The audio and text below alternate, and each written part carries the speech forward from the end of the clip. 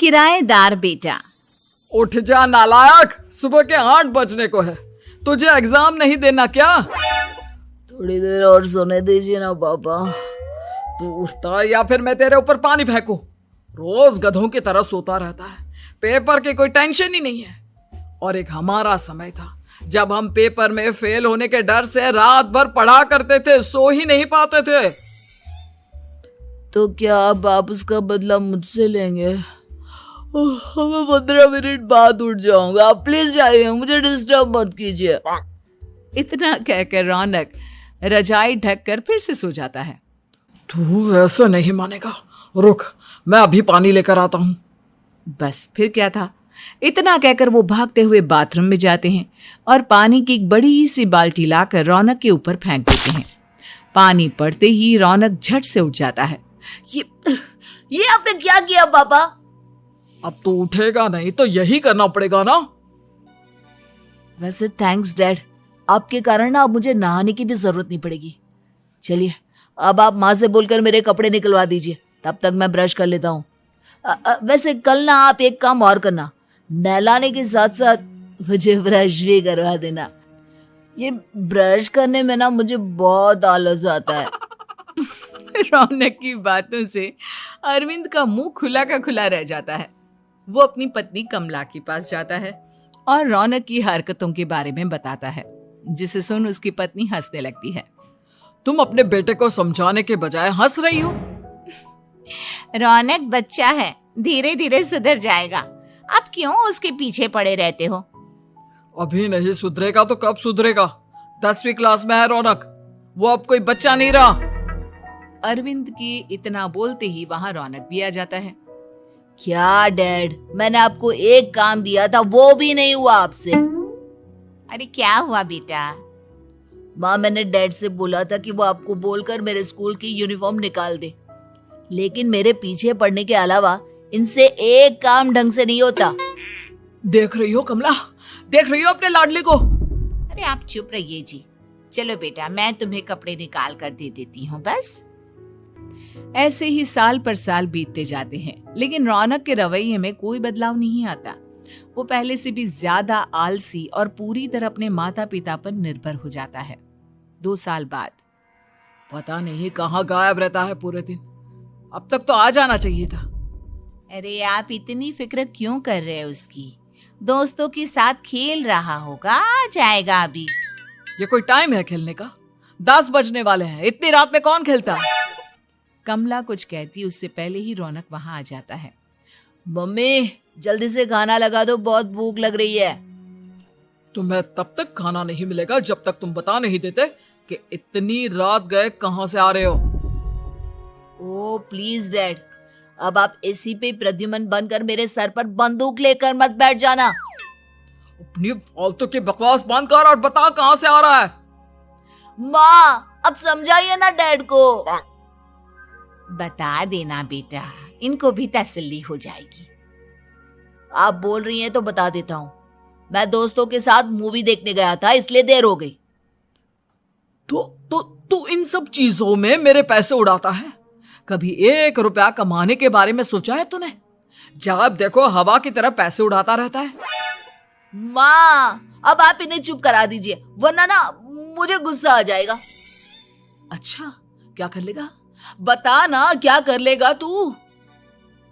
वैसे बात तो ठीक ही है, मैं कर ही क्या सकता हूँ, पैसे तो फिर भी मैं आपसे ही मांगूंगा ना। चलिए अब ये सब बात छोड़िए और मम्मी मेरे लिए खाना लगा दीजिए। अभी लगा देती हूँ बेटा। मैं बता रहा हूँ कमला, एक दिन ये ऐसे ही बिगड़ जाएगा।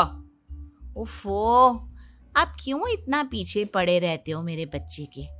बाद की बात में देखेंगे, अभी आप शांति से उसे खाना खाने देंगे। अगले दिन डैडी मुझे 10,000 रुपए चाहिए। हाँ?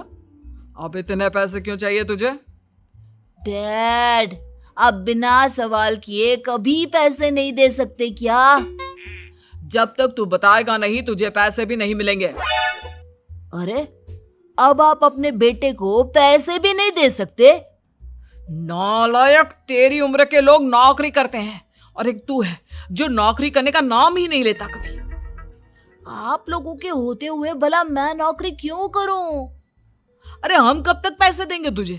तुझे भी तो अपने पैरों पर खड़ा होना होगा ना। कौन सा उधार के पैरों पर खड़ा हूं? अपने ही तो पैरों पर खड़ा हूं मैं। इसी तरह रौनक दिन प्रतिदिन लापरवाह होता जाता है। उसकी लापरवाही को देखते हुए अरविंद और कमला अपने बेटे की शादी कराने का फैसला लेते हैं और 1 महीने के अंदर अंदर ही रौनक की शादी मेघा नाम की लड़की से करा देते हैं। शादी के कुछ दिन बाद, रौनक, मुझे एक अच्छी सी साड़ी चाहिए, आप ला दोगे ना? हाँ, क्यों नहीं। कितने तक की आती है साड़ी? यही करीब 5,000 तक की। तुम चिंता मत करो, मैं आज ही डैडी से पैसे मांगकर तुम्हारे लिए साड़ी ले आऊंगा। आप कब तक ऐसे ही अपने पापा से पैसे मांगते रहेंगे? कोई अच्छी सी नौकरी क्यों नहीं कर लेते आप? अरे डैड के होते हुए मुझे नौकरी करने की जरूरत ही क्या है? पर आप ऐसे कब तक उनसे पैसे मांगते रहेंगे? कुछ आपको अपने दम पर भी तो करना होगा ना। अब तुम भी बाकी लोगों की तरह मुझे ज्ञान देना शुरू मत कर देना। साड़ी चाहिए ना तुम्हें, मिल जाएगी बस। इतना कहकर रौनक अपने पिता से पैसे मांगने चला जाता है। डैडी, मुझे 5,000 रुपया चाहिए। अब 5,000 क्यों चाहिए तुझे? वो मेघा को साड़ी चाहिए थी। अरविंद आगे बिना कुछ कहे चुपचाप उसे पैसे निकाल कर दे देता है। कुछ दिन बाद, तुम्हें नहीं लगता कमला, रौनक हम पर पहले से भी ज्यादा डिपेंड हो गया है? मुझे तो अब उसके भविष्य की चिंता होने लगी है। कल को हमें कुछ हो गया तो वो क्या करेगा? काश तुमने पहले ये सोच लिया होता तो आज हमारा बेटा इतना लापरवाह नहीं होता। तब मुझे कहाँ पता था कि मेरा लाड़ प्यार उसे इतना बिगाड़ देगा कि वो इस हद तक लापरवाह बन जाएगा। कोई बात नहीं, अभी भी देर नहीं हुई। मुझे पता है उसे कैसे सुधारा जा सकता है। कैसे? अरविंद कुछ कहता उससे पहले रौनक वहां आ जाता है और पैसों के लिए हाथ फैलाने लगता है। डैड, मैं और मेघा बाहर घूमने जाना चाहते हैं। अरे वाह, ये आज सूरज कहाँ से निकला है? Dad please. अच्छा चलो अब मुद्दे की बात करो। मुझे अब 25,000 चाहिए। अब तुम्हें 1 रुपया भी नहीं मिलने वाला। अगर तुम्हें पैसों की इतनी ही जरूरत है तो कोई ढंग की नौकरी कर लो। मम्मी, आप कुछ कहिए ना डैड को। बेटा, वो गलत क्या बोल रहे हैं? ये सब हम तेरे भले के लिए ही तो कर रहे हैं। मम्मा, मैंने बताया ना आपको, मुझे नहीं करनी कोई जॉब वॉब। तो ठीक है, निकल जाओ हमारे घर से। तुम्हारे जैसे लोगों के लिए मैंने ये घर खड़ा नहीं किया है। जितना ये घर आपका है ना, उतना ही मेरा भी है। मैं कहीं नहीं जाने वाला। जाना तो पड़ेगा ही तुझे, क्योंकि अब मैं तेरा कोई भी खर्चा नहीं उठाने वाला। ठीक है, मत उठाइए मेरा खर्चा, मैं अपने दम पर भी जी सकता हूँ। तो बेशर्मों की तरह अब तक यहाँ क्यों खड़ा है? अपना सामान ले और निकल जाए यहाँ से। रौनक पैर पटकते हुए वहां से चला जाता है। घर से निकालना जरूरी है क्या उसे? बिना पैसों के कौन रखेगा उसे किराए पर? अगर उसका भविष्य सुधारना है तो हमें अपने दिल पर पत्थर रखकर ये कदम उठाना ही होगा। दोनों बात कर रहे होते हैं कि रौनक अपनी पत्नी के साथ एक बड़ा सा बैग लेकर घर से निकल जाता है, लेकिन घर से बाहर उसे कोई भी मुफ्त में अपने घर किराए पर नहीं रखता। अंत में थक हार कर वो फिर से अपने घर चला जाता है। क्या हुआ? थोड़ी देर पहले तो दहाड़ते हुए घर से निकला था, अब क्या हुआ? नहीं रखा ना किसी ने तुझे किराए पर? डैड प्लीज, मैं कुछ दिनों में कोई अच्छी सी नौकरी शुरू कर दूंगा। आप तब तक तो हमें रख लीजिए प्लीज। सुबह से रात हो चुकी है लेकिन कोई हमें रखने को राजी नहीं है। अब आप ही बताइए, इतनी रात को मैं मेघा को लेकर कहाँ जाऊंगा? ठीक है, बहू की वजह से मैं तुझे घर पर रख रहा हूँ, लेकिन तू इस घर में एक बेटे की नहीं बल्कि एक किराएदार की हैसियत से रहेगा। 3 महीने है तेरे पास। इन 3 महीनों के अंदर अंदर मुझे तेरी पहली तनख्वाह हाथ में चाहिए, समझ गया? पक्का डैड, इन 3 महीनों के अंदर अंदर तो कोई बढ़िया सी नौकरी ढूंढ ही लूंगा मैं। ऐसे ही धीरे धीरे समय बीतने लगता है और अरविंद के दिए 3 महीनों में से 2 महीने बीत चुके होते हैं। पापा जी ने हमें 3 महीने दिए थे, जिसमें से 2 महीने तो बीत चुके हैं। अब ये आखिरी महीना बचा है। अरे तुम चिंता मत करो, आज मेरा ना 2 जगह इंटरव्यू है, दोनों में से कहीं ना कहीं तो जॉब लग ही जाएगी। अच्छा, all the best. Raunak interview के लिए निकल जाता है, जिसके बाद शाम में रौनक घर आता है। कैसा गया इंटरव्यू? आपकी नौकरी लगी या नहीं? अरे पहले सांस तो ले लेने दो अच्छे से।